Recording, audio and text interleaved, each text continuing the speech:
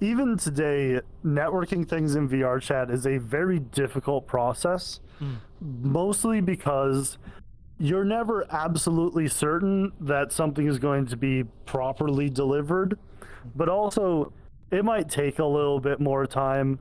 And there's a few things that they've done to mitigate this. Like, they've done a bunch of networking improvements. It has greatly improved over the past 4 years.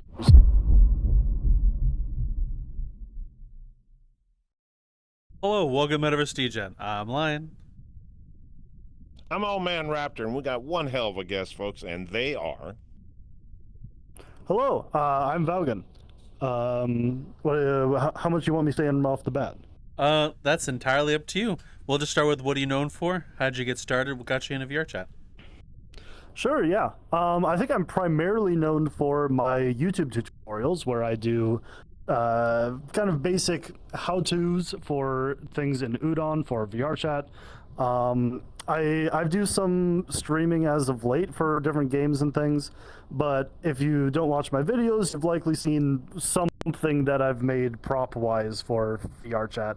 The main one a lot of people will jump to is the Roomba. There's this little kind of sci-fi styled Roomba, legally distinct, that you'll see in a bunch of worlds.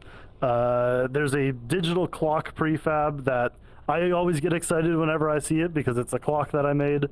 But yeah, there's a bunch of just little random things like that. I've been doing Udon stuff and VRChat World Dev since well, I guess Udon specifically I've been doing since January of 2020. My college has something. Okay, well, 6 years ago when I was going to college, they have something called a J term, where right between both of your semesters, there's an extra month where you take one class for the entire month. And that January, mine was really easy and really boring. And VRChat at the time had put out the open beta for Udon at the time. And I was like, okay, sure. And I accidentally spent an entire month learning that, and realized that, oh crap, there's no other people who have the free time to make documentation for this. I guess I should start making tutorial videos for people. How do you accidentally learn a new coding system? Special interest. Ah. I figured he was just bored with the class, going, what else can I do? Hell, I'm sitting here drinking a soda, having a dessert, and sitting here watching and listening to the teacher going, wow, this is great. I come up with something else to do. Yeah. Oh. So wait, you made the Roomba that's in almost every world in VRChat? The one that'll roam around and reflip itself and stuff? Yep, yeah. The original I had tried making back in SDK 2 with triggers, and it kind of worked, but you've probably never actually seen it because it was a hot piece of garbage. But the actual fully released one actually came out pretty early on in Udon. So half of the Roombas you'll come across from that era have a very old version of networking, which probably crashes some people, but we'll ignore that. The new one is fine. The new one, it's been out for like 4 years, so it's probably, the ones you run around now are probably fine. But yeah, I was working on it at the time. I had my friend Skipper do the voice lines for it, so you'll have versions of it that have some voices like "pick me up, why don't you?" or stuff like that. Unfortunately, I had been doing the Roomba project completely separate from the whole Michael Reeves putting out a Roomba that screams video, but it was at basically the same time period. So I released the Roomba, and everyone was constantly asking, can you make one that screams? No, I don't want to. Let someone else do it. The Roomba's out there. You just put in a few new audio clips, and then it'll scream. You just need to use your own scream recordings. So what was some of your earlier projects, and what inspires you to do stuff, make assets and stuff here in VR? Yeah, so I keep hooking my cable here. The thing that I find most easily, how do I put this? When I'm looking for a project or something to work on, a lot of I'll come up with a bigger project that I know will fail, and I do little things to make said project. So a lot of the things that I've put out, be it audio collision systems for VRChat worlds, or just a bunch of big systems and tools like that, I actually originally built because I was really into Portal, and I wanted to port a bunch of Portal things over into VRChat, which ended up being me learning a bunch of the Hammer editor, a bunch of tools that Valve had, and being like, oh, I kind of want these tools, but for VRChat. And as you can probably tell, I didn't release a giant Portal game on VRChat. But I do have a bunch of tools that probably could go a long way to making a Portal game. Ooh, fair. And you mentioned earlier that you worked on, or that you learned the early Udon system when the VRChat put it out. How different was it then to how it is now? I didn't mess around with it or know back then. When it originally released, there wasn't an Udon Sharp. So Merlin hadn't made the C# version of it. It was just the graph editor. And it was also before Unity had a built-in API for graph editors. So not only were they hard to make, they were also typically quite bad. So the one that VRChat originally launched with for the Udon graph editor generously mostly worked, though it would very often not work, and it would fail spectacularly in ways that the script that you were working on, essentially, or the graph, wasn't recoverable if you didn't have like GitHub or some kind of file recovery thing for it. That being said, there were a few attempts early on for making some kind of other compiler for it. Udon Sharp is the one that won out, but for quite a while there was also, I think it was called, I think it was called Udon Py. It was Python, but for Udon. And that one I almost tried learning, but I had hated Python when I took it during college. For context, I may be a programmer for a living, and all of my jobs are software development, but I failed all of my college comp sci courses. Not for lack of trying, I was just really bad at them. And I'm technically a graduated art major, but I program for a living, so I don't know. Maybe I was bad, maybe my college was bad, maybe I just needed game development to figure out how to code. You know, everyone learns things a bit differently. Sometimes the traditional book and paper way won't always work for someone versus someone doing it with their hands and working with it. So everyone kind of picks things up a little differently, I found. That's no doubt. That's very much true. So Know that for a fact. So you develop prefabs. How many projects have you worked on total over the course of your career here in VRChat? Ooh, are we counting released ones or in total? Because I wouldn't be able to count the in total ones. I have a bad habit of starting projects that last about a week, and I get 2/3 of the way there, and I'm like, all right, time for the home stretch, and I never touch it again. Completed ones then. Let's see here. A lot of times I'll work on other people's projects, but there are a couple small things that I've worked on with some friends. A while back, a friend of mine, Hackniv, and I worked on a plain shoot a bunch of targets game. And I think that world is technically live. I've been working on redoing it as of late, and it's been coming along quite well. It's just I'm dangerously close to that final stretch, which means I'm struggling to get back to it. But the things that I typically actually release and finish are a bunch of tools that you can purchase rather than actually like things that you find on in VRChat worlds.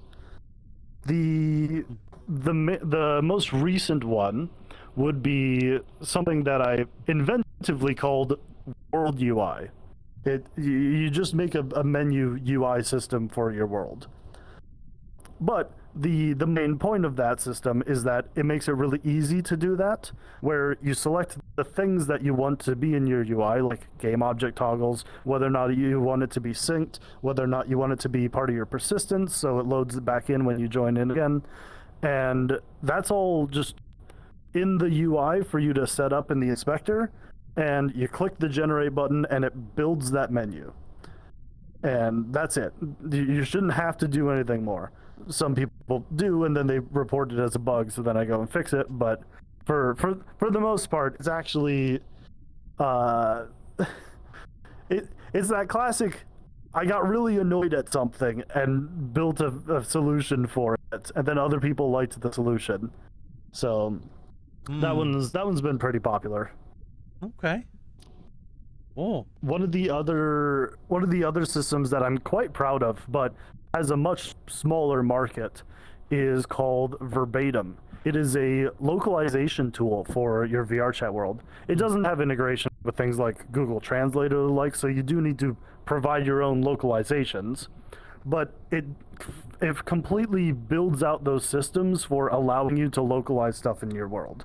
So there's systems for swapping pictures for different languages, swapping text and labels, URLs, stuff like that. There's my right hand keeps disconnecting. There's a menu that you can select a language from, but otherwise it checks your system language, because VRChat actually lets you do that with Udon.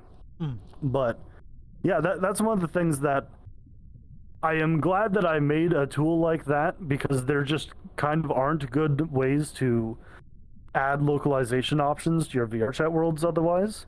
But I understand that the amount of people who want to add like 4 different languages worth of support to their world is a lot smaller than people who want the couch with night skybox for their 4 friends. Okay. Oh. And how many, and you also mentioned earlier that you also do tutorials. That stem from the Udon tutorials that you made in the beginning. What made you want to continue after? Yeah, so honestly, I haven't done a whole lot as of late, but I have been doing my live streams, which are half me doing development stuff and then half someone had a question, so now it's a 2-hour-long tutorial about something. But as I had mentioned, I kind of figured out a bunch of Udon stuff quite early on, and the only documentation that was really out at the time was one written up by Tupper about how to rotate a cube. And while that does get you in the door and help you figure out, like, oh, here's these buttons, these things, and stuff like that, it's very hard for people to want to learn how a system works rather than want to build a thing that they have in mind. So if someone wants to, the most basic example, add a mirror toggle to their world, the spinning cube thing doesn't solve that for them in the way that it would for someone who's trying to learn the tools rather than solve a thing. And one thing you'll see far more than others is people want to make something in Udon not because they want to use Udon, but because they have something in mind for their world. And this results in a lot of people hating Udon because there's a big upfront cost of knowledge that you have to figure out for everything that you're going in. It doesn't really give you a very good step-by-step, like, oh, these are the natural things that you do for adding a mirror toggle to your world, for example. It, like any graph editor, is just an empty void until you start putting things in there. It's really convenient when you learn what those things can be, but it's very hard to learn. That's fair. And I remember earlier when you were talking with us, you mentioned that the worlds you have uploaded are tech demos. Is that under the same line as the YouTube tutorials? Yeah, so they'll be about half and half. Oh, I made this tutorial for this thing. You can check it out at this world. Or I've made this tool. You can check it out here before purchasing it or downloading it for free or stuff like that. So though the majority of worlds that I have uploaded aren't public. They're just an empty plane with some system in it that is probably half working and will probably never be touched again, either because it was merged into a different thing or it was just, oh, this isn't actually feasible in VRChat, so I'll skip over this. Okay. At the time when I started doing tutorial videos, since it was just into the age of Udon and we were leaving SDK2 with triggers and the likes, at the time we had a lot of tutorial videos from someone called Cyan Laser. They do a lot of SDK2 things, and even today they're probably most known for a system called Cyan Triggers, which replicates the old SDK2 methods in Udon. And they were more interested in other things by this point rather than continuing to make tutorial videos. And it was very much one of those like, oh man, I could make tutorial videos, but people like Cyan Laser would be so much better at it. And then I realized, oh right, I'm the person who has time on my hands. Well, it's better to have someone who can do it rather than who should do it. So soon enough, I started making a bunch of awful YouTube tutorials, followed by a bunch of really good YouTube tutorials once I figured out what the difference was. Ooh. What was the journey like, and what is the difference between good and bad YouTube tutorials? Honestly, familiarity with what you're doing is probably king of everything. That being said, you also need to understand what other people aren't familiar with. So my process for making a tutorial video is very inefficient. However, it's very effective. So I'll come up with the thing that I want to do as a video, and I'll just kind of go through the process in Udon Graph, make sure it works, and then translate that to Udon Sharp. And it's like, okay, this works. Then I delete the project, I delete all the folders for that, and I do it again. And then I delete everything and I do it again, but this time talking out loud for the whole process. And then I do it again, talk out loud the whole process, delete it, and then the 5th time I record it. So by that point, I have probably run into all of the gotchas that I'll probably run into for that process, since I've done it 5 times at this point. It does mean that a 15-minute tutorial video is the whole afternoon, even before editing. But it means that I've covered basically everything, and I'm not wasting anyone's time by being like, oh crap, how did this break? And then having to spend like 5 minutes or like a jump cut to, oh, hey, well, here's this thing, make sure that you fix it 5 minutes ago. Those show up far more often than I want them to in tutorial videos. And my process, while grossly time inefficient, is very effective at removing those kind of things. I got a question for him, Ryan. Doing what you're on your tutorials and stuff like this, and it's just being curious because what you're talking to me is like, because you're way out of my league and everything else like this. What you're talking about, and I'm trying to figure it out by listening because that's the way it is because I'm new and everything else on this.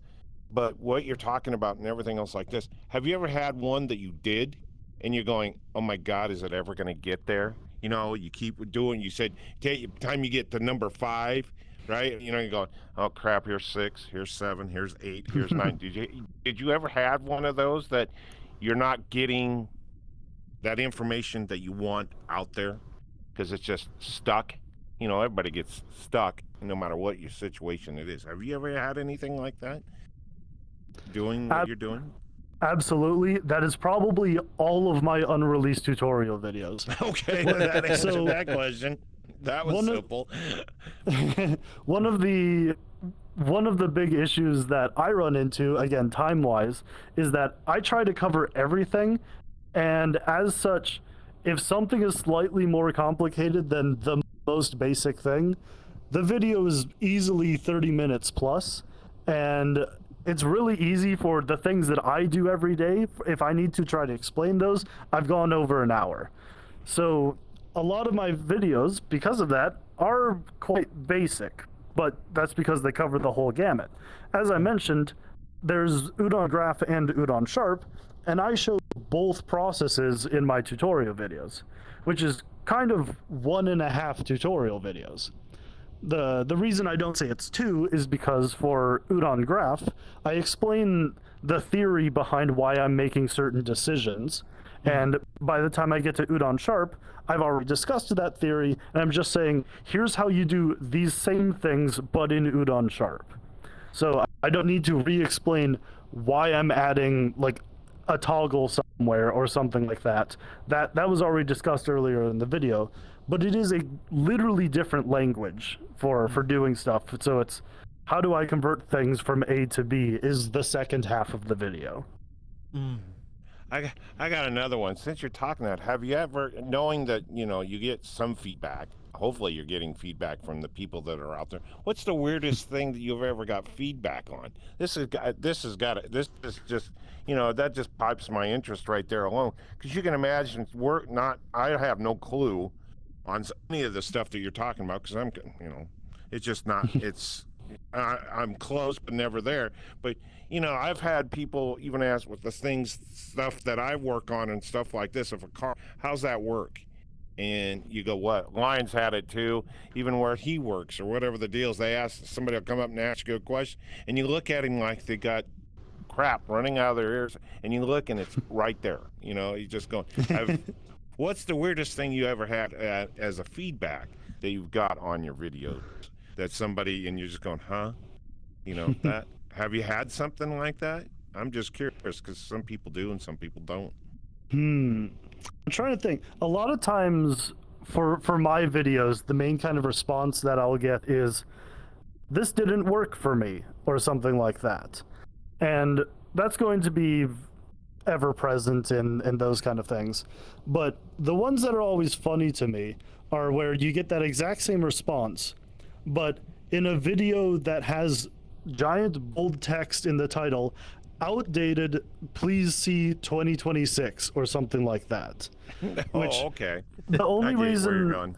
yeah, the only reason that I even have those up is because I don't really like archiving and like removing my older content, because there's still like, A, there's some of my videos with my most amount of views, but B, they're also like what I taught back then. It was a very different, like, I don't even know how, I guess it's like almost a bit of like a pride thing more than anything, because it's like, yeah, that's a thing that I made. I don't want to like cover it up with the new thing. That being said, I'm gonna put a giant sign in front of it saying there's a new thing, please check that one for real information. And probably my oldest video, which is a very bad video, very much goes along with the outdated see whatever, and I'll still get comments on it these days being like, this doesn't work in 2026. It's like, yep, that's right. Yeah, duh. Look at page 29, go back to 6, read 6 again, and then go back to 29, and there you are. Now you understand why. One of those. It reminds you, I don't know if anybody out there has ever done it. Remember those books that were out there that told you when you started reading, it had multiple different stories in it? What amounts to is blah, blah, blah, blah, blah, and then all of a sudden go to page 18. Then it tells, when you read that part, whatever you select, go to page 12, and bounces you bounce through the whole damn book. And it's never the same results, no matter which way you pick. You just keep jumping a different situation by making the story on. Yeah, and everything. That sounds about the same situation he's going through when somebody goes, this ain't working. Like, duh, look at it. People don't read anymore, I don't think. You know? So... There is certainly a lot of text in front of people's eyes, and it makes it very easy to gloss over that text these days. You know, I have a bit of a question for you. You said earlier that things were different. I think you started to say it was a different era or something like that. How different was like the Udon and VRChat like development side through different areas of like SDK 1, 2, and 3, and with what you made as well? Sure. I'm not entirely sure SDK1 really existed. I think SDK2 was named retroactively. I think the original SDK or whatever for VRChat, I think was probably just some bespoke C# scripts that people made, because VRChat started in like 2014 or something, and what you could upload was a very different question. But by the time SDK2 came around, there were a bunch of bespoke features for things, and excuse me, and it was all focused around drop downs and things that you put into the inspector. So there's this box in Unity that you put on a thing, and you select a bunch of options from it. And that was very limiting, but there were a lot of things that you can do with it. However, the main thing that actually gave systems power back then was something called standard assets.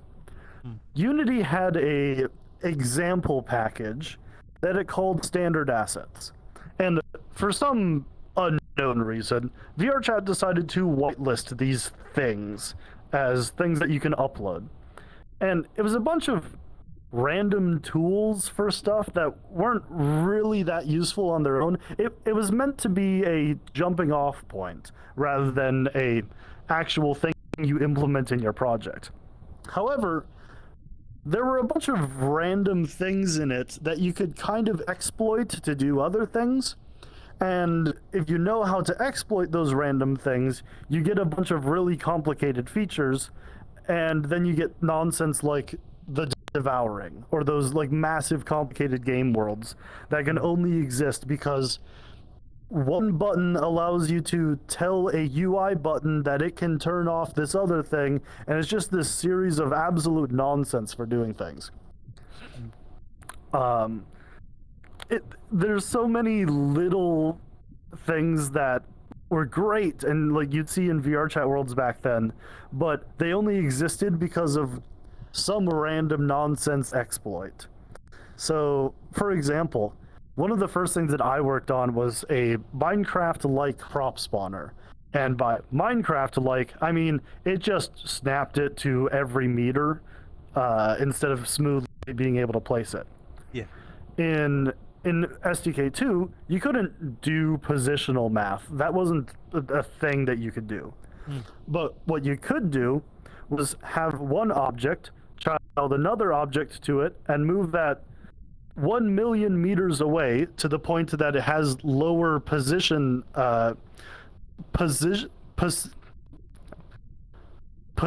precision. Oh my god. That's a word. Why did I choose those? Yep. No doubt. Yeah. And then you child another object to that one, but bring back to the original. And suddenly, what it understands positionally has no zeros at the end of it, or no floats, no decimal points after it. So you just kind of lost that information, and you could use it to snap to 1 meter units. And thus you could place things like you can in Minecraft. It's just a bunch of stuff like that that's just completely broken nonsense. But when SDK3 came out, freaking controller, there we go. When SDK3 came out with Udon and stuff like that, it was a lot more of, okay, this is how you do your own math for these things. And it's kind of interesting what that did for a lot of the creative space, because it gave a lot more tools and like ability and like the ability to do a bunch of stuff with that. But at the same time, it didn't give you everything, because there's a bunch of security things they don't want you to have access to. Like, you don't want someone to just be able to arbitrarily open a URL on someone's computer, and Unity can just do that. So obviously VRChat doesn't let you do that. But there were also a bunch of things that weren't exposed to Udon in the way that it would otherwise be for normal game development. So we were beyond the point of finding fun little exploits, but below the point of being able to make an entire game. You can make like game worlds and the likes, but it gets really complicated really fast. So it kind of ended up with this weird middle ground that we see today of pretty competent projects in VRChat that can't really like turn into their own game without years of extra development, but are also far more complicated than just like an object toggle. I'm not even really sure how to describe how I feel about this.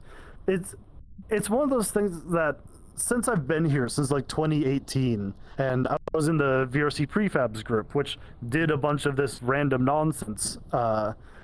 There's a lot less exploration in terms of trying to figure out what you can do, because there's basically a giant list of what you can do. Okay. If that makes any sense. No, it makes total sense. Thank you for explaining. I appreciate it. Something else I was thinking about while you were speaking as well is how, while you were making your updates on for Udon videos and how to do stuff, how often were you updating them based upon what was being developed through the eras, as you were mentioning before? Summer is here, the vibes are high, it's getting hot outside and honey, things are about to get even hotter in VR. Get ready for Pride Week VR, a week-long celebration bringing together more than 30 communities from across VRChat for one unforgettable festival experience. We're talking live music, high-energy DJs, packed dance floors, and unforgettable experiences. Whether you're dancing until sunrise, discovering your new favorite artist, hanging out with friends, or making brand new ones, there's something waiting for everyone at Pride Week VR. And the best part? While we're celebrating, we're also making a difference. Throughout the week, we'll be raising money for the Trevor Project, helping support LGBTQ+ youth through crisis intervention and suicide prevention services. So grab your friends, charge your headset, put together your fiercest fit, and prepare for a week full of music, community, and pride. Because this summer, we're not just throwing a party, we're bringing VRChat together. Pride Week VR, one community, one celebration, and one incredible cause. We'll see you on the dance floor. To keep up with Pride Week VR, make sure you join VRelium through VRChat, Relium.8220, and also join the Discord to keep up with all the announcements for what's happening. Pride Week VR, happening June 12th through June 21st, 2026.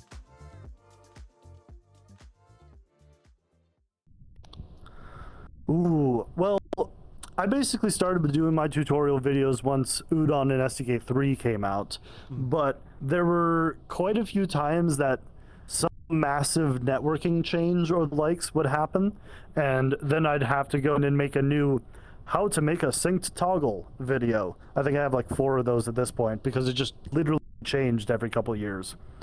The old ways didn't break, but it was just obvious that the old ways were needing to be phased out sooner than later.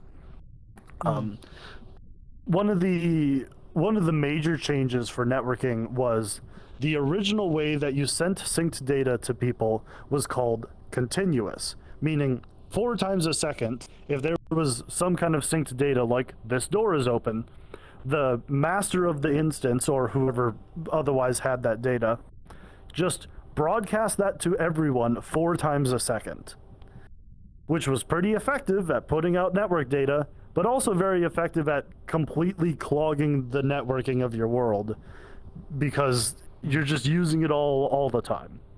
Eventually, VRChat came out with something called manual sync, which is the same thing. You broadcast the networking off to everyone, but you just do it whenever you tell it to, which was basically a, wow, all networking needs to be completely redone because it's a horrible idea to stay on the old one.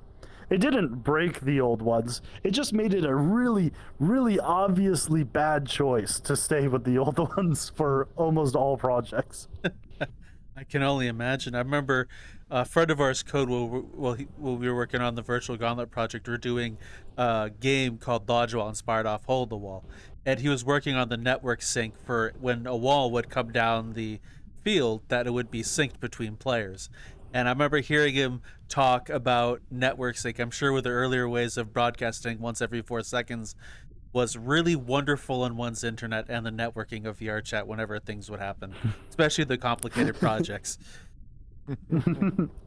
even today, networking things in VRChat is a very difficult process, mostly because you're never absolutely certain that something is going to be properly delivered, but also it might take a little bit more time. And there's a few things that they've done to mitigate this. Like, they've done a bunch of networking improvements. It has greatly improved over the past 4 years, just in ways that aren't really exciting as like an update video headline that they might put out or something. It's just like small incremental improvements. But there have been other changes and fixes that they've put out that have made a bunch of differences. But if you're trying to make a game in VRChat that is synced, it's just hard. Like, it is very difficult. And the amount of people that go into Udon with that as their idea of their first project of, I have this game that I want my friends to be able to play together. It is so hard to get it right. And even like, I tried to make a system a while ago that was called VRC Armory, which was a generic system of guns, player health, and game systems, so that you could basically put a couple nodes together and you have murder, you have any of the other kind of weapon-based game modes that you can have in VRChat. And even I, who've been doing these kind of networking things and stuff for ever in VRChat, I couldn't get one that worked well enough for that system. So it worked fine for like 12 people, and hypothetically I could just limit it, give a max of like 10 or 12 people and just say that's as many people that can play these games. Like, sure, but I want it to scale. I want it to work with X amount of players. But there's a Sunday event called Community Meetup where creators can show off their worlds and stuff like that. Yeah. And I usually use those for testing how a world works with 80 players, and it just didn't. I tried a couple ways, but the fact that I needed that like weekly event in order to test the thing, and B, I didn't really get good information outside of, well, I didn't get put in the game, or the weapons don't work for me, or why is there a name tag floating here? Stuff like that. Like, those are problems, but they're not great jumping off points for me. And hypothetically, I could have just kept grinding on it and figured it out. It made a great tool, and people would have really liked it. But it was so demoralizing to try to figure out these little networking things that only go wrong in little specific circumstances. And suddenly it's like, oh, right, this is why people have entire networking teams at game companies. Whoops. So I have a silly question for you. Of all the projects you haven't finished, you said there's some that weren't able to be completed because of technology, or the ability just isn't here yet. Are there any of those things you wish you were able to do, and why? Ooh, probably the big one there is VRC Armory, like I mentioned. Let me think. There's a synced prop spawner system that I made a while ago, and I really wanted to get it working right, but something to do with the way I was handling networking just was constantly grinding it down and just wasn't getting the results that I wanted. These days, I think it would be possible. In fact, I have been working on a newer prop spawning thing as a game ready inventory system. So if someone's trying to make like an MMO in VRChat, they can just use this inventory system. And I think that's more doable now. There are just like a bunch of, again, the little things that just pile up. And A, it's hard. B, I have a million projects. C, I don't have great attention span for those things. Well, if it's any hope to the inventory system that you want to build, I know Argus VRC uses an inventory system similar to that of Sword Art Online. you swing your finger down, pull up the menu, and then you navigate through it, and you hit spawn sword, and across the instance, your sword will pop up there, and it will still go back in storage and come out of storage. So it is possible. I've seen it used. Actually, I think Argus is the only one I've seen use it, or some variant of it. Yeah, the system that I've been working on, I think I'm just calling it V inventory for now. I know, incredible naming. But I have most of the synced instantiation and stuff set up now. And honestly, the thing that was kind of catching me as like, this is the thing that's taking the most time, was just showing the items in the inventory and having you be able to drag up and down. There's a lot of things that like you can do to make it really quickly, and it works cool and awesome. And then you add 400 things to your inventory, and now your inventory list puts you at 2 FPS. So there's things that you can do to get around that, and one of those is a recycling list, which is basically the moment something goes off screen, that piece of UI is invisibly put at the bottom of the list and then repopulated with the next item's data. So you only ever have like 8 or so items that can be shown, and you don't have 800 that are invisible and completely destroying your computer. But while I know how to solve that, there's just a lot of that. There's little things that add up, and it's just slightly more difficult in Udon than it would be in normal in normal Unity development. And excuse me. That's probably why I've kind of slowed on a lot of those things in particular. I have been doing a lot more standard standalone Unity development as of late, and I think that has kind of, I wouldn't say it's soured my opinion about doing Udon things, but it's definitely slowed down my excitement for it, just because it's a lot easier to see results and quick turnarounds on things that work right in the full version of C# that you get with normal Unity. That's understandable. I got one for him, one. Since, and I ask this all the time, since you've been in VR since 2018 and to where you are now, has it helped you in the real world in any form or fashion besides just strictly programming and everything else? Has it helped you? Absolutely, yeah. Again, when I started doing things in VRChat, I was bored in school, and it basically made me meet all of the friends that I have right now. I live in an apartment building that I don't room with any of them, but there's a bunch of other people that I met in VRChat that live in this building that we've moved to. That's strange. You don't get that very often. Usually they're halfway across the goddamn country most of the time. You go, what? Maybe. Your voice sounds familiar. Are you NB? Oh, you are. Okay, yeah, gotcha. Okay, that's weird. That's cool though, but it's weird. It's quite nice actually. A lot of the people that I either grew up with in my small town Farmville, I don't really know anymore. A lot of the people that I went to college with kind of scattered in like a 100-mile radius from said college, so it's just kind of hard to pick up with them anymore. But yeah, it's quite nice to be able to just be like, oh yeah, I know this person, I'm gonna go hang out with them IRL. Oh, something came up, okay, I'll just hang out with them online. And just, there aren't a whole lot of people that outside of VRChat I have that double relationship thing with. That just sounds like I'm cheating on someone, but like oh god, well, I never thought of it that way. Yeah, that's good, but keep going. This is great. I'm getting a kick out of this. But yeah, I guess I haven't mentioned it in this call, but I did work at VRChat for really? a while.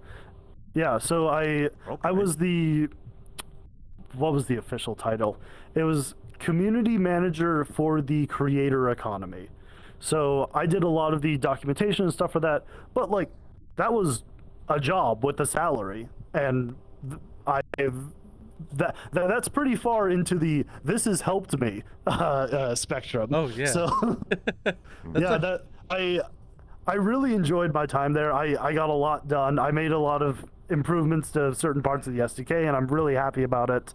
And it's been a great thing to slap on a resume of, hey, I worked on an active project that is publicly released, used by umpteen thousands of people, and it's being live updated, and I wrote documentation, I did all these things. It's a great slap on the resume for getting other work. May I ask, what was the experience like, and did you expect that kind of opportunity? I could say almost everyone who plays a game or been something always at some point dreams of having that kind of opportunity, like start a thing and then work at the thing. I'm not sure that I had plans to work there for the first few years of the likes, but eventually, I don't know when I got it in my head that I wanted to work there, but I went through a few different job applications and a few different interview processes before I eventually landed one of the jobs there. I think my original application was for QA, but the person I mentioned earlier, who I worked on the plane game with, and I actually went to college with, they got that job. So I got to jokingly punch them and be like, "You took my job," and stuff like that. But yeah, I ended up with the position for the creator economy community manager, mostly off of my work doing tutorial videos and stuff, because I had a public record of putting out information that is seemingly reliable, that I could write, I could do write-ups on information, I could put out examples, I could answer questions, I could run a Discord server, which is just one of the things you kind of have to do for running any kind of community these days. But yeah, that did quite well for me. I really enjoyed my time there, and I've been kind of bouncing between a few different things since, but they've all been within the same vein of Unity development, and usually Unity UI development. Not sure how I managed to get into that niche, but I guess that's where I'm at now. Fair. I have another question, like asking a lot of people who's worked on things, and I'd like to ask you, from all the things you've done here in VRChat, has your perspective on the platform changed at all after experiencing, like, doing the tutorials, making stuff, even working for VRChat itself, from when you first started the game? I mean, I guess so, but a lot of it is, I'm trying to think, how much of it is my perspective changing versus things about the platform actually changing? Because there's a lot of eras where the people who play VRChat are very different. Full honesty, I 100% came in on the 2018 January Knuckles crowd, and that was incredibly funny to me for 3 days. And then I realized, oh wait, these things are kind of a plague. But it very much changed VRChat, as far as I can tell. I wasn't there the month prior, but it was just kind of like a few hundred people who like hung out in a garage, essentially. But since working there, honestly, I don't think it really changed my perspective that much, because as someone who is very active in the world development community, I already knew a large portion of the devs, and VRChat, sure, is like, oh, VRChat hasn't put out announcements in X amount of dates or whatever, but they are pretty upfront with a lot of the things that they're doing. So there's not really very many great secrets, or at least there didn't used to be. But yeah, I'll admit, I'm on the platform a lot less these days, but I think that's less of like, oh, VRChat isn't what it used to be, and more just, my headset isn't as good as it used to be, and they're expensive. Yeah, I know that one.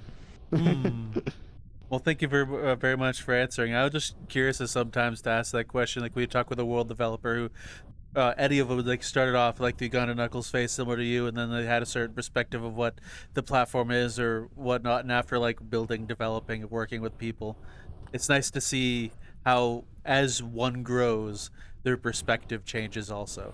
So I like asking that for that reason. So thank you for answering. Yeah, of course. Also, of all your projects, which are your favorites? Ooh, let's see here. I really like the World UI system for just the community response that I've gotten for it. Like, a lot of people are really into it, and that one honestly kind of surprised me. Like, sure, it's a good system for making menus for worlds for VRChat, but VRChat world developers are notoriously stingy. Like, someone can spend $60 accidentally for getting something for their avatars, but VRChat world makers will almost always take the cheapest possible version of something if they, at worst, need to pay money for it. And my World UI system is $20, which is not cheap. But I'm really surprised by how many people are still picking it up despite the cost on that.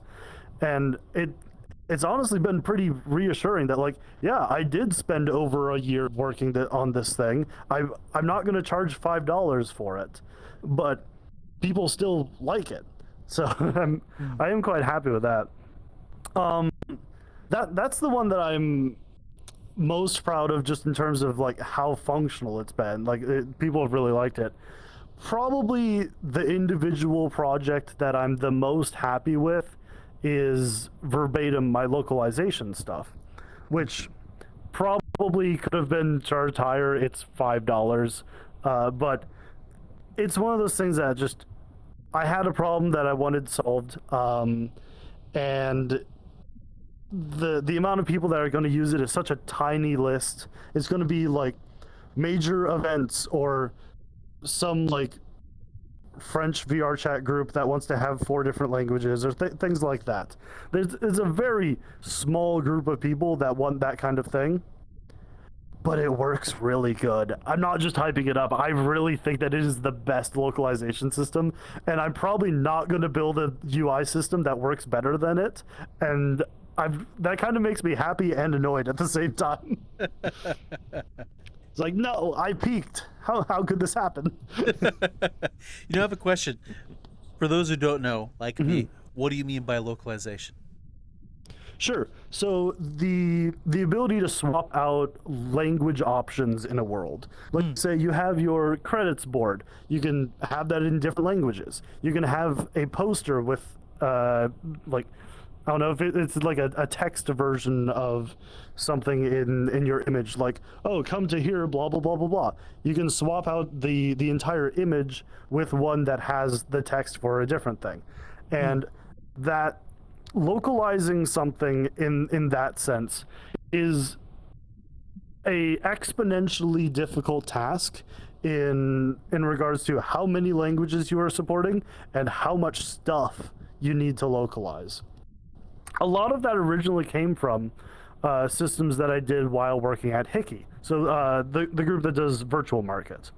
One of the main things that I did there was I built an NPC system that would have a dialogue box. And the dialogue box needed to support both English and Japanese. And English and Japanese are 2 very different languages in terms of the length of text. And there were a lot of things that went into that system that I wasn't super happy with. So when I finished my work at HIKKY, the localization thing was kind of the first project I jumped onto, because it was the thing that was most fresh in my mind of, this process annoyed me. I want it to no longer annoy me. And I just put a tool together, and yeah, it came together really well. The whole system supports like CSV files, so like spreadsheets that you get on like Google Docs or the likes, which are where most people will edit that kind of stuff. At companies where there's actual people that handle localizing the software, or books or movies or stuff like that, they are almost always doing it in a spreadsheet. So people that are familiar with doing that at an actual company can use this tool because it supports importing from spreadsheets. And it just has a lot of little features. Like, there's a button in it that's import all of the languages that VRChat supports. And that's just a thing that talks to the VRChat API and just asks, hey, what are all the languages that you have? And adds them in. I feel like I'm really tooting my own horn here, but I'm really happy with how that system came out. So I got another curious question as you're talking about it. Does someone have to manually translate each of those languages, or does your system do the translating for them? Like, for example, English, Japanese, Chinese, and all the other languages that one would have. Would they be manually done, or would it be like automatically done? Before we jump back in, a quick shout out. If you like what we're doing at Metaverse Degen, please feel free to check out our Fourth Wall shop, our Patreon, and our socials. There you can find merch, updates, other ways you can support us. You can follow us on all our social media as well, where we give updates for all those things, as well as upcoming shows and other fun things. You can find those at beacons.ai/Metaverse Degen. And every bit helps us with our interviews, our live shows, and our actual plays. So thank you very much. And we'd like to give I'd like to give a quick shout out to the people who are supporting us: Aliquim, Knock B, Frozen, Future Oracle, and Forbidden Zero. Thank you all very much. And right back to the show. My system is manual. You do not have there's no auto translate button. I had originally hoped to add that into Verbatim, the localization system. However, in order to do so, there were a couple limits for that. And the main ones being, if I wanted to connect something in through the Google Translate API or the DeepL API or, I don't know, ChatGPT or something like that. A lot of those are doable, and a lot of those are free. But they're free in the sense that you still have to give them a credit card number. They just hypothetically won't charge you unless something goes weird or wrong. And it was obvious that I was getting in over my head and things that I didn't understand, and I didn't want to accidentally just spend $400 a year for some localization thing that 4 people will use. So I just didn't end up implementing any kind of auto translate features. Well, at least the subtitle files are pretty small. I had a chance to working with someone. I was doing some videos with HIKKY, actually. Someone helped me out translate Negi, actually, I think, helped me with that. He sent me the Japanese translation, and I've, for the first time, interacted with the subtitle files. So the thing, you just plug them, and at least they're pretty small in that sense. Yeah, if you have people that A, know how to do the languages, or B, know how to copy paste out of Google Translate, it's pretty quick to go through the localization. That being said, a lot of what the tool can do is swap out files, and you can't really Google Translate the language of a song in an audio file. So if you want to have a different backing song for a different language, you do literally have to have a different language version of that song. Yeah. So that might be a massive, arduous task, or it might just be downloading that version from the Smash Bros. Wiki or something like that. I don't know. So how long did it take you to work on that project, may I ask? You said a year. Was it a difficult or easy task to like build the entire system out?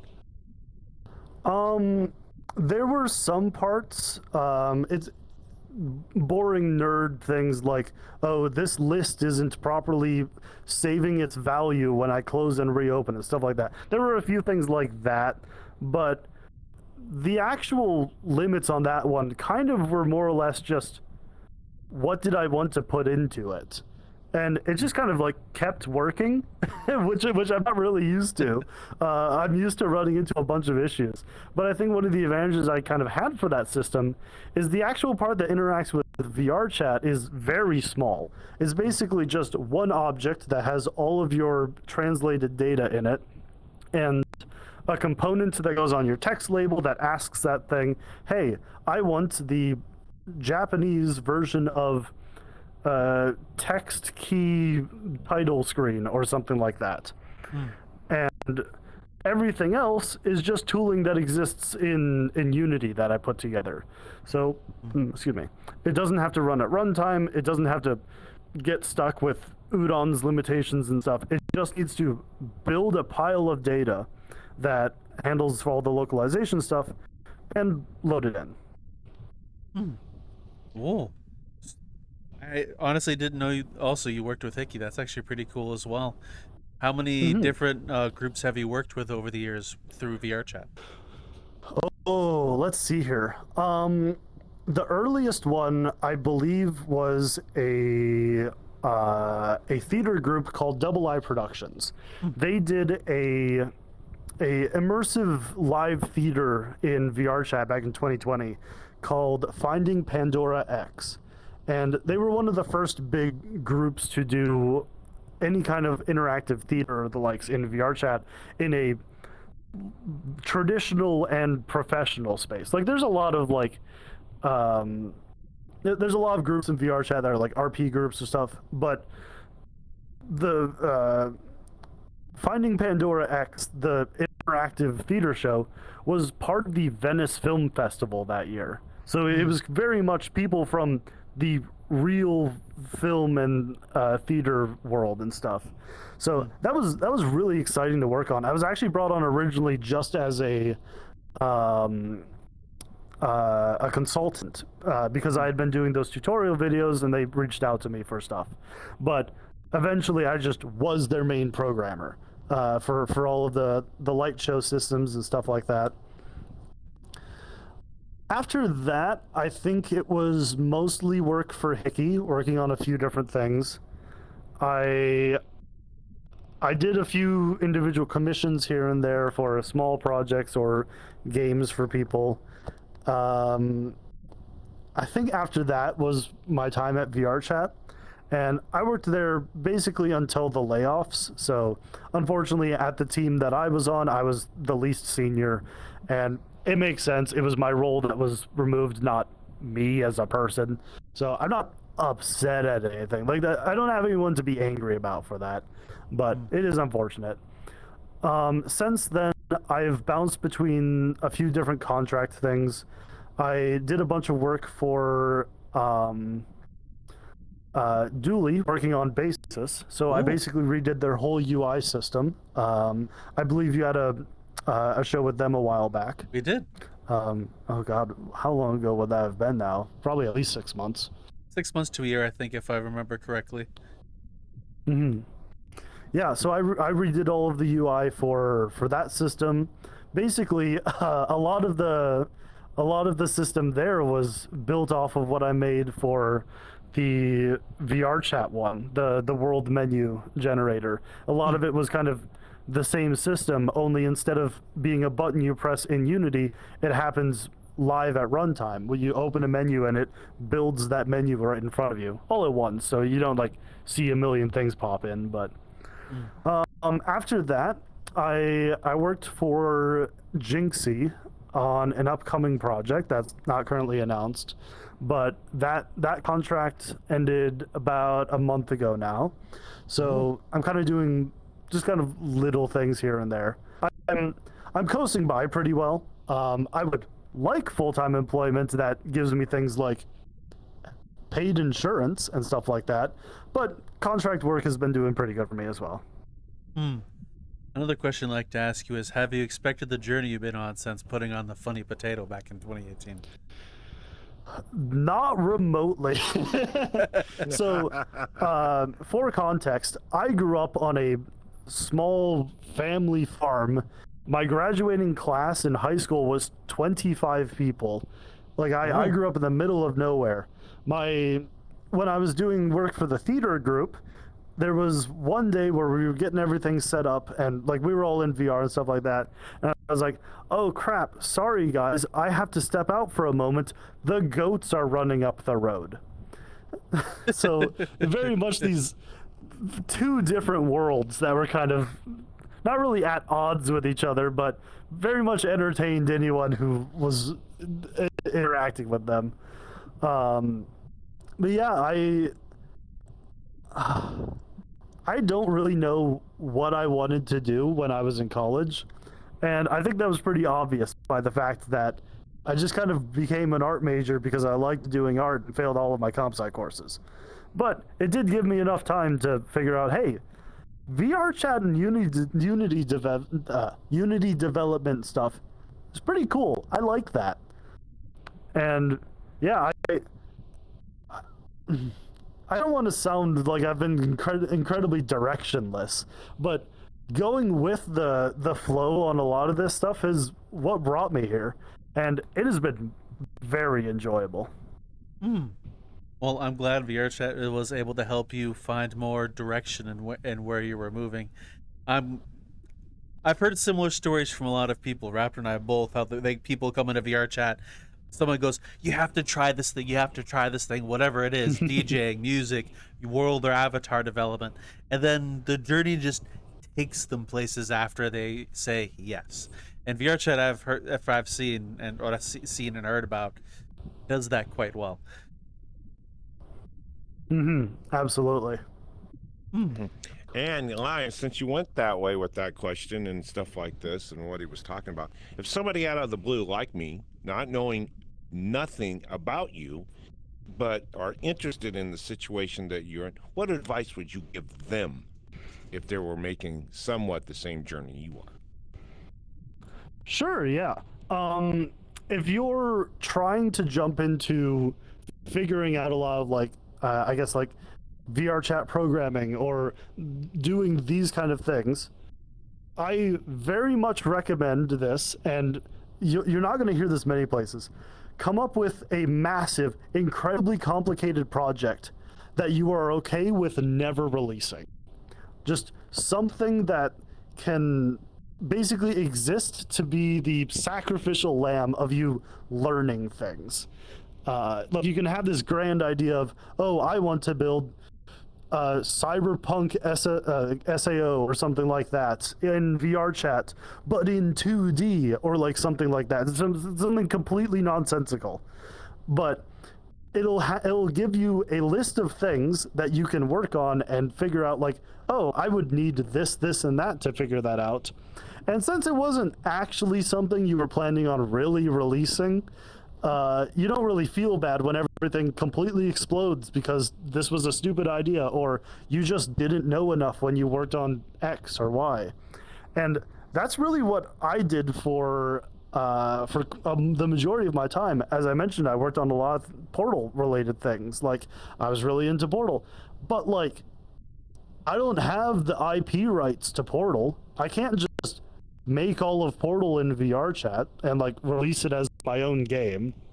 Like I just can't do that, and I knew that going into it, and it was very fun to just have this like thing that I knew I could just screw around with because it had no consequences. It succeeding or failing didn't matter, but it meant that I got to learn a lot of things that I could bring to projects that do matter. For example, my current project that I'm working on contract-wise is a e-reader for VRChat.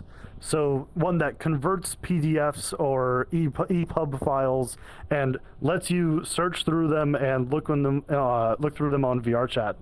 And that is an incredibly passionate and wonderful team of people trying to make more like literary stuff available to people on VRChat through like open source groups and stuff like that. And it is tremendous, and I would not have been able to work on something like this if I didn't just fail a million times at something else. And the fact that I could fail on something that didn't matter meant that I didn't feel bad about it. Okay. Worked there. You know, on a similar vein, I remember hearing a bunch of times from a bunch of people giving, like for example, YouTube videos of people giving advice on how to succeed, and one of the most common is be okay with failing a lot, because it's only through failure you can learn where you need to improve. Absolutely. And I have learned that I'm very good at failure. I do it quite often. Whoa. Would you mind if we ask the last couple questions now before we wrap up? Yeah, go ahead. First of which is the name used in VRChat, where to come from, and why to use it. Yeah, so Vowgan, or Vowgan, or Vowgan, or however you want to say it, is literally a spelled mispronunciation of my real name, which I'm fine with saying. It's Vaughn. Vaughan. There's a few more letters there than most people are ready for when they hear Vaughn, And one time during high school, someone mispronounced it as Vowgan. And it was Sounds like a god. yeah, Hey, you ever played Vowgan? That's a hellacious king game and kicking ass situation. That'd be fucking nuts. And that'd be somebody like me screwing it up, because I do it all the time because I got dyslexia and I fuck up everybody's name. so fortunately, I was like, oh, that's a great name. I love that. So I came up with the 6-letter spelling for it of Vowgan, and it turned out that 6-letter combination didn't exist. Like, Wow. if you were to Google Vowgan as spelled in my name, the only things that would ever come up were vegan recipes because Google thought you spelled it wrong. Vegan recipes. However, Wow. these days, the first like 4 pages of Google are exclusively me. So I've been able to very much just trench out my own spot of things on the internet, and I get to do it with a short-ish username that just isn't on any platform, so I can just go anywhere I want to get the username Vowgan. Though for some reason not Instagram. That's the one place that I wasn't able to get it.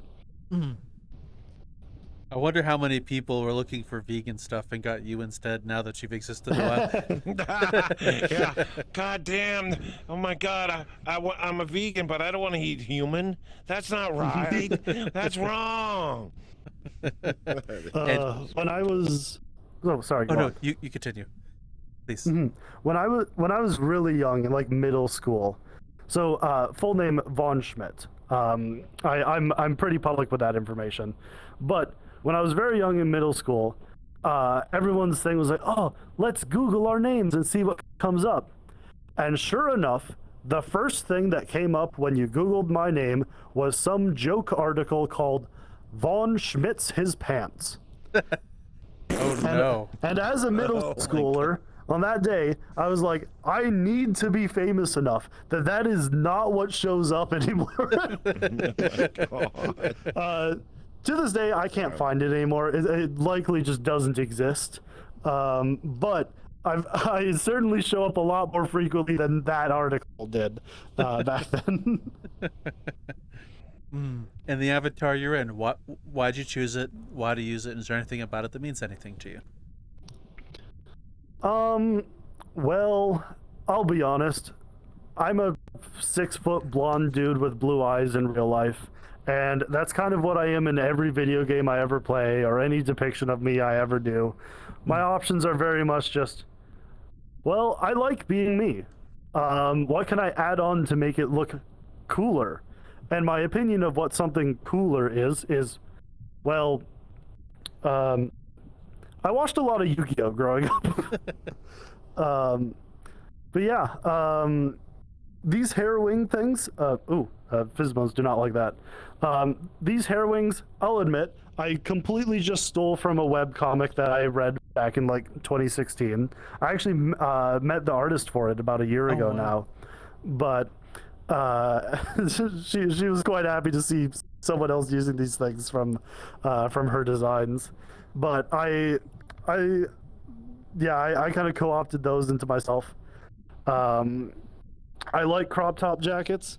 One of the downsides of being a male avatar in VRChat is if you want clothing options, you kind of have to just kind of flatten out some stuff in order to make it work. So a lot of my avatar stuff and like parts that I'll use for things are originally from female models because that's the ecosystem of products that exist. So, yeah. Ooh. Yeah, I've done a lot of editing to this one. It's mostly the Maki head, I think what's the body? Is it like Komano or something? I don't remember how to say it. But for the torso, I don't remember what model this thing came from. Basically everything is retextured from scratch in Substance Painter. But yeah, I'm pretty happy with how it's come out. Ooh. Well, thank you very much Vowgan, for coming on and allowing us to get to meet you and hear your tale. It's been an absolute pleasure. So thank you very much. Yeah, very much. It was very interesting. Way Yeah, over of my course. head, but very interesting. Yeah, of course. Thank you, and thanks for having me on. It's an absolute pleasure. And if anyone just reach out and find you, where would they go to find you? As I said, I have the name Vowgan on every website. So if you want to go to YouTube, Twitter, Discord, I'm just Vowgan on any of them. Well, we'll be sure to collect as much of that as possible for you who wants to click it and go. It'll be in the description down for you down below as well. One easy place. Spotify, same thing, but you have to go to the episode description a little farther away. But that's okay. Be there for you to copy and paste to the same. And Mr. Raptor, you know the thing. You got it, Line. No matter what you do, no matter what you say or work on or whatever the situation is, I've got one word that my dad told me. Sometimes everybody goes through it. Have you been kissed? And people go, what do you mean being kissed? It's called keep it simple, stupid, because usually the smallest things are usually right there in front of you. So if you ever get in that situation, just turn around, kiss yourself, and say, wow, look at this. I was just being stupid. Have a good one, folks. We'll talk to you later. Bye. Meow. Meow. Meow. This is not as easy as it looks without making it. Meow.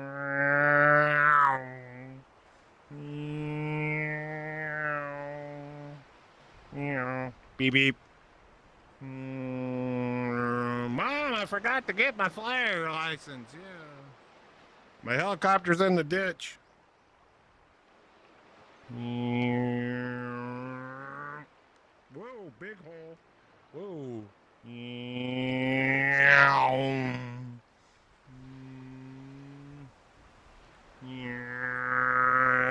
Beep beep.